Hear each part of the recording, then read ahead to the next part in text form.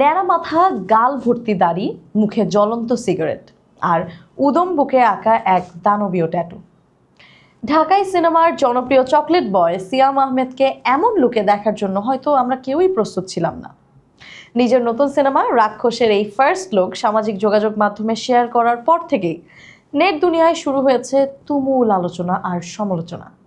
কিন্তু সিয়ামের বুকের এই ট্যাটু নিয়ে কেন এত বিতর্ক?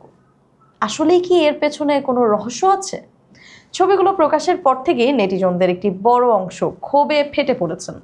সিয়ামের বুকে শিংওয়ালা, ডানাযুক্ত ও পেশিবহুল দানবীয় চেহারার এই ট্যাটুকে অনেকেই শয়তান বা আন্তর্জাতিক গোপন সংগঠন ইলুমিনাতির প্রতীক বলে দাবি করছেন। মন্তব্যের ঘরে একজন লিখেছেন, শয়তান প্রমোট করবে কখনো ভাবিনি, বুকে কি ইলুমিনাতি নাকি? কেউ কেউ তো একে লুসিফার বা শয়তানের বিজ্ঞাপন হিসেবেও আখ্যা দিয়েছেন। এমনকি সিয়ামের এই লুককে বাহুবলীর কাটাপ্পা কিংবা শাকিব খানের তুফান লুকের সাথে তুলনা করেও কটাক্ষ করতে ছাড়েননি সমালোচকরা। তবে প্রশ্ন হচ্ছে, এই ট্যাটুর সাথে কি আসলেই ইলুমিনাতির কোনো সম্পর্ক আছে? সরাসরি বলতে গেলে এর কোনো নির্দিষ্ট প্রমাণ বা ভিত্তি নেই। পপ কালচার এবং কনস্পিরেসি থিওরি অনুযায়ী ইলুমিনাতির প্রতীক বলতে সাধারণত অল সিং আই বা একটি চোখ, পিরামিড বা প্যাঁচাকে বোঝানো হয়।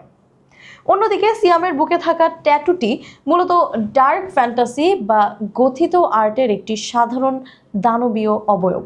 অনেকেই ভুলবশত ইন্টারনেটের যে কোনো ডার্ক বা অশুভ চিহ্নকেই ইলুমিনাতি কিংবা বাফোমেট এর সাথে গুলিয়ে মিলিয়ে ফেলছেন, যা আসলে মোটেও সঠিক নয়।